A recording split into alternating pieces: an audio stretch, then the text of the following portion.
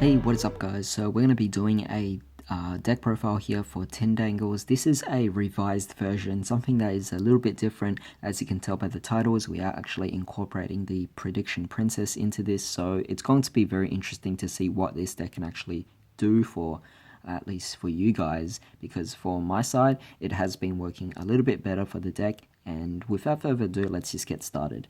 So to begin with monsters, we're just going to start off right away with the Tindangle Hound. I think this card is definitely one of the key cards. You don't need any more than two.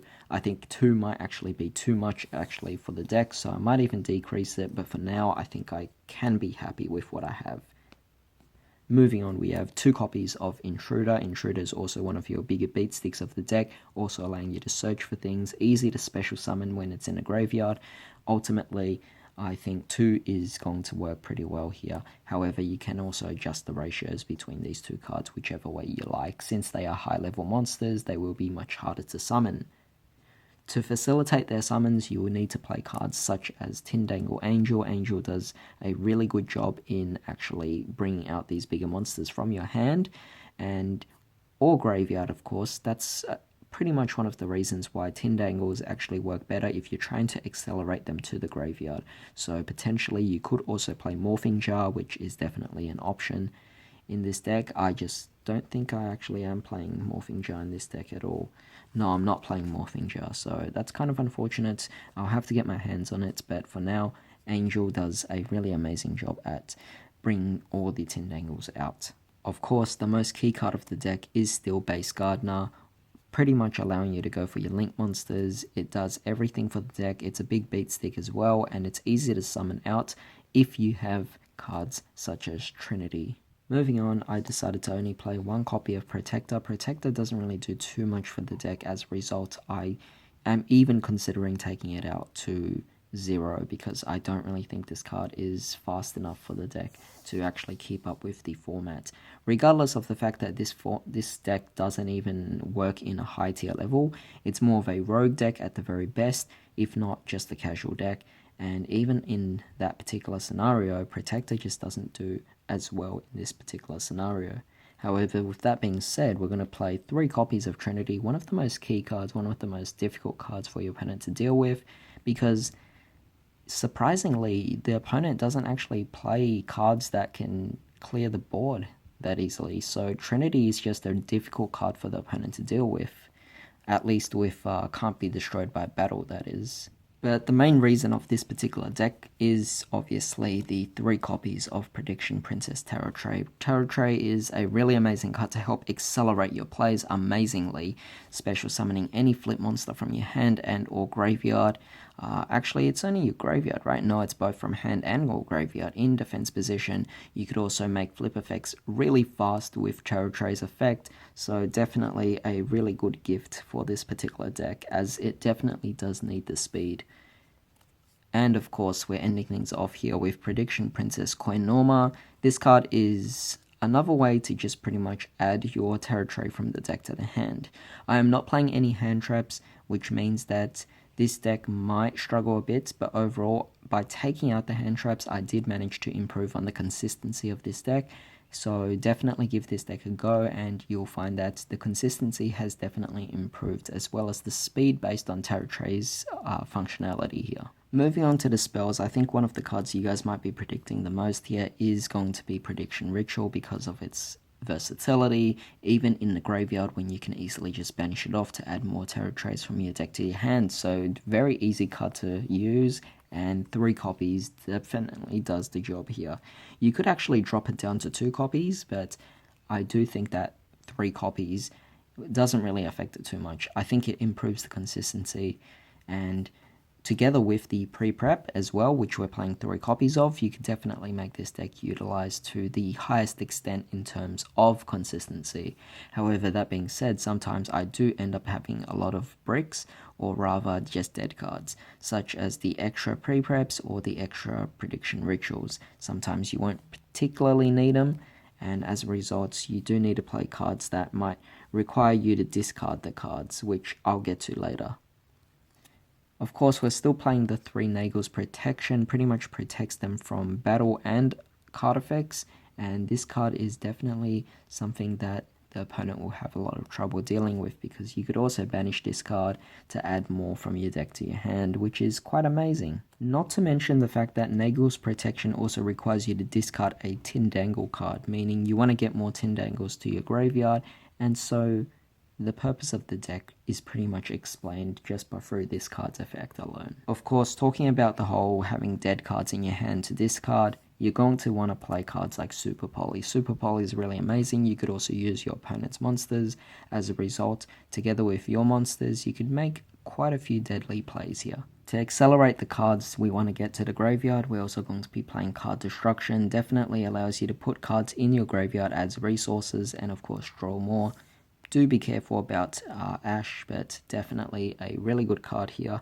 We could deal with a lot of hand traps because we're playing 3 copies of Called by the Grave as well. At this point, it's become a main staple in every single deck, and I don't think any deck should be playing less than 3 copies of it. Surprisingly, we are actually playing quite a bit of trap cards, so to begin, we're playing 2 copies of Tindangle Delaunay. Delaunay is a really amazing card, allowing you to, well, firstly, you have to take damage, but it allows you to bring out your cute Cerberus, which is your main link monster, also your boss monster, and it is very amazing. 2 copies does the job. Of course, it is more of a mid to late game card. We're also going to be playing Gurgon's End because it works with our link monster, but 1 is enough because, like I said, it only works on your link monster, and as a result, it's very limited to a very specific card. As a result, I don't want to play too many of it.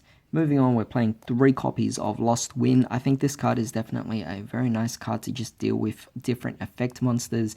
You want to prevent your opponent from being able to easily destroy your Tindangles through either Nagle's Protection or Trinity, which has effects to protect themselves already. However, if your opponent has monsters that can easily just get rid of these, then you're going to need to negate it somehow, and Lost Wind definitely does the job far better. If you actually have the budget or you have the money to pay for it, then definitely play Impermanence instead.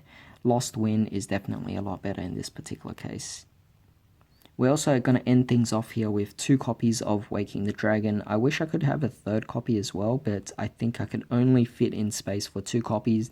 This deck is already a 42 card deck, so I didn't want to add too many cards in to affect the consistency. As a result, Waking the Dragon at 2 is definitely going to be working well. You might also be wondering why I'm playing so many trap cards. Well, that's because in the most recent ban list, Red Reboot got pretty much hit to 1, and you're not going to expect the opponent to negate your trap cards anymore. So I think it's a little bit more of a freedom for you to be able to play more trap cards in the deck without having to worry about Red Reboot as much. Of course, we have to move on to the extra deck now. So we have 3 copies of Acute Cerberus. We could easily fit in 3 copies of this. I mean, the extra deck, like I said in the previous deck profile, does not require the extra deck as much. This whole Tindangle deck, it works on its own as is, and this is the only extra deck card you need. So I did say that you could potentially also play Pot of Extravagance in this deck as well, because it could work.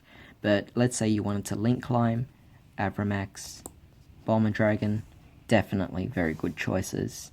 You could also play Deco Talker, Underclock Taker, just taking things to the next level, allowing you to Link Climb to further extents. We're also playing Land for Incus, it's also generic. For our not instant fusion, for our super poly targets, we are playing a Muddy Mud Dragon of the Swamp. Requires 2 monsters with the same attribute, but different types. This is actually very easy now, so it's definitely going to be very fun to incorporate this. Keep in mind all your Tindangles are dark, but at the same time we also have some light and earth. Being able to incorporate this together with different monsters will definitely be really good. If you guys are wondering what we could actually use it upon, think about the Shadow Structure deck. The Shadow Structure deck is going to be very important here, and Muddy Mud Dragon can have a lot of targets. So Shadows, they actually act as the targets together with your Tindangle monsters, allowing you to go for the Muddy Dragon here. Of course, links I still think are popular enough, so we're going to be playing the Armaduke as well.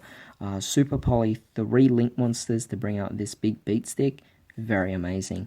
Of course, there are alternate options to your super poly targets. You could also play your Starving Venom. You could also play your Tryptoverm. That is definitely all great options as well. But of course, these are just my particular picks because, well, I just happen to have them and they came up more in the situation. And of course, for Waking the Dragon, like I said, Waking the Dragon can bring out either of these two, but you want to bring out cards that are difficult to deal with. As a result, I got cards such as Star Eater and Leo, and they both definitely do quite a great job at actually just acting as the main big boss monsters when the opponent tries to get rid of your Waking the Dragons. But with that being said, I do hope you guys enjoyed this particular deck profile. It is a much different play, definitely is more involved in terms of utilizing every single card of the deck. And with that being said, I will not be doing a combo video, I will not be doing a test hand video because you can't demonstrate what a flip deck can do. You really can't. There's no combos to flip decks. There's no test hands to flip decks. You guys can do the test hands yourselves because as soon as you do a test hand, you simply just shuffle the deck, draw into the cards, and see what you get. And without the combos to facilitate the test hand videos, you really will be watching something that's incredibly boring and something that you guys could easily just do yourselves. However, with that being said, I hope you guys have a great day. I'll see you next time.